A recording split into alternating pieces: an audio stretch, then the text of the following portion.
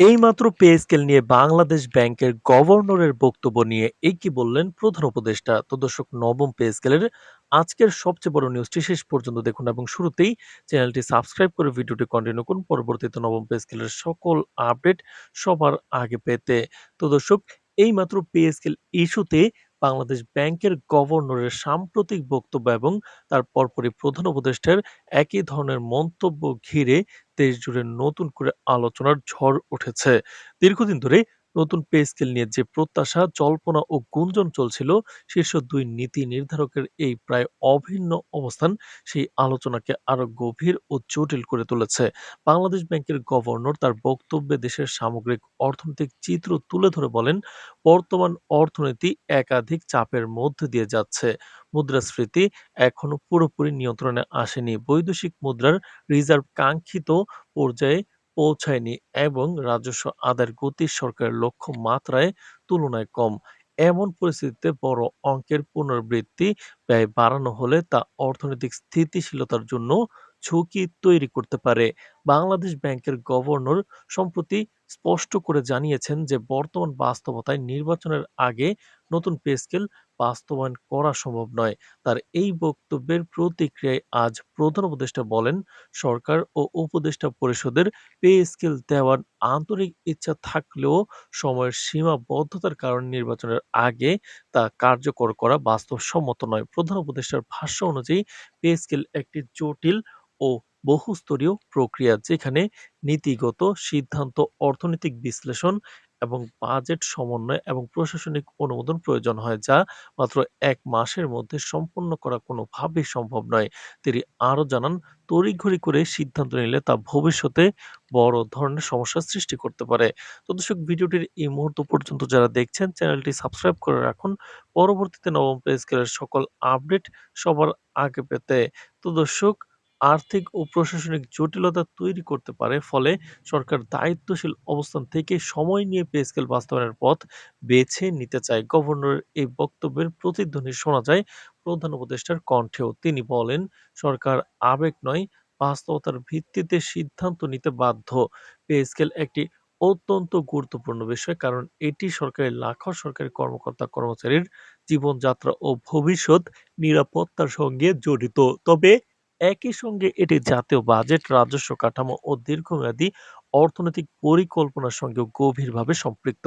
প্রধান উপদেষ্টার ভাষ্য অনুযায়ী বাংলাদেশ ব্যাংকের গভর্নর যে আর্থিক সীমাবদ্ধতার কথা বলেছেন, সরকার তা অত্যন্ত গুরুত্বের সঙ্গে বিবেচনা করছে এবং এই বাস্তবতাকে উপেক্ষা করে কোনো সিদ্ধান্ত নেওয়া হবে না। প্রধান উপদেষ্টা আরও জানান, বৈশ্বিক অর্থনৈতিক অস্থিরতা, যুদ্ধ ও ভূ রাজনৈতিক উত্তেজনার প্রভাব এখনো বিশ্ব অর্থনীতিতে বিদ্যমান। এর প্রভাব বাংলাদেশেও পড়েছে। আমদানি ব্যয় বৃদ্ধি, জ্বালানি ও খাদ্যপণ্যের দাম বাড়ার কারণে সরকারের ভর্তুকি ব্যয় বেড়েছে। অন্যদিকে রাজস্ব আদায় কাঙ্ক্ষিত প্রবৃদ্ধির অর্জন করা সম্ভব হয়নি। এমন বাস্তবতায় নতুন পে স্কেল কার্যকর হলে সরকারের বার্ষিক ব্যয়ের চাপ বহুগুণে বেড়ে যাবে, যা বাজেট ঘাটতি আরো বাড়াতে পারে। তিনি স্পষ্ট করে বলেন, সরকার এমন কোনো সিদ্ধান্ত নিতে চায় না যা ভবিষ্যতে অর্থনৈতিক সংকটকে আরো গভীরভাবে করে তুলবে।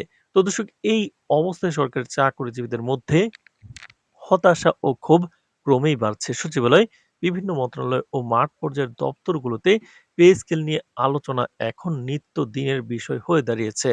অনেক কর্মকর্তা কর্মচারী মনে করছেন, বাজার দর যেভাবে বেড়েছে তাতে বর্তমান বেতন কাঠামো দিয়ে সম্মানজনক জীবনযাপন করা কঠিন হয়ে পড়েছে।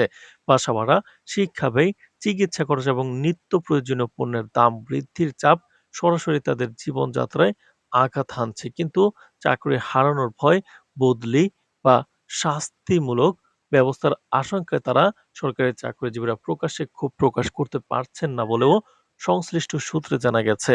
তো দর্শক, ভিডিওটির এই মুহূর্ত পর্যন্ত যারা দেখছেন চ্যানেলটি সাবস্ক্রাইব করে রাখুন পরবর্তীতে নবম পে স্কেলের সকল আপডেট সবার আগে পেতে। তো দর্শক, অন্যদিকে প্রশাসনের ভেতরের একটি অংশ মনে করছে, পে স্কেল নিয়ে বারবার আশ্বাস দেওয়া হলেও বাস্তবে তা কার্যকর না হলে কর্মকর্তা কর্মচারীদের মনোবল ক্ষতিগ্রস্ত হবে, যা সামগ্রিক প্রশাসনিক দক্ষতার উপরও নেতিবাচক প্রভাব ফেলতে পারে। তারা মনে করছেন সরকার যদি ধাপে, ধাপে হলেও পে স্কেল বাস্তবায়নের কোনো রোডম্যাপ ঘোষণা করত তাহলে অনিশ্চয়তা কিছুটা হলেও কমতো। কিন্তু গভর্নর ও প্রধান উপদেষ্টার সাম্প্রতিক বক্তব্য সেই সম্ভাবনাকেও অনিশ্চিত করে তুলেছে। অর্থনৈতিক বিশ্লেষকরা বলছেন, দীর্ঘ পর্যায়ের এই বাক্যগুলো সরকারের নীতিগত অবস্থান স্পষ্ট করে দিয়েছে। সরকার আপাতত অর্থনীতিতে স্থিতিশীল রাখতেই সর্বোচ্চ অগ্রাধিকার দিচ্ছে। নির্বাচনের আগে বড় ধরনের আর্থিক প্রতিশ্রুতি দিলে তা আন্তর্জাতিক ঋণদাতা সংস্থা ও উন্নয়ন সহযোগীদের কাছে নেতিবাচক বার্তা দিতে পারে। সেই বিষয়টিও বিবেচনায় রাখা হচ্ছে বলে মনে করছেন তারা। ফলে পে স্কেল ইস্যু নির্বাচনের আগ পর্যন্ত চূড়ান্ত রূপ নাও পেতে পারে। তো দর্শক, সব মিলিয়ে বাংলাদেশ ব্যাংকের গভর্নর ও প্রধান উপদেষ্টার একই সুরে দেওয়া বক্তব্য সরকারি চাকরিজীবীদের মধ্যে আশা ও বাস্তবতার সংঘাতকে আরো স্পষ্ট করে তুলেছে। একদিকে ন্যায্য বেতনের দাবি, অন্যদিকে অর্থনৈতিক সীমাবদ্ধতার কঠিন বাস্তবতা। এই দুয়ের মাঝখানে দাঁড়িয়ে সরকার কোন পথে বেছে নেয় সেটি এখন দেশের লাখো সরকারি চাকরিজীবীর সবচেয়ে বড় প্রশ্ন। পে স্কেল নিয়ে চূড়ান্ত সিদ্ধান্ত কবে আসবে, আদৌ আসবে কিনা নাকি আবারও তার সময়ের অজুহাতে পিছিয়ে যাবে, সেই অপেক্ষাতেই এখন পুরো প্রশাসন ও চাকরিজীবী সমাজ। তো দর্শক, ভিডিওটির এই মুহূর্ত পর্যন্ত যারা দেখছেন চ্যানেলটি সাবস্ক্রাইব করে রাখুন। পরবর্তীতে নবম পে স্কেলের সকল আপডেট সবার আগে পেতে আজ এ পর্যন্তই। ধন্যবাদ।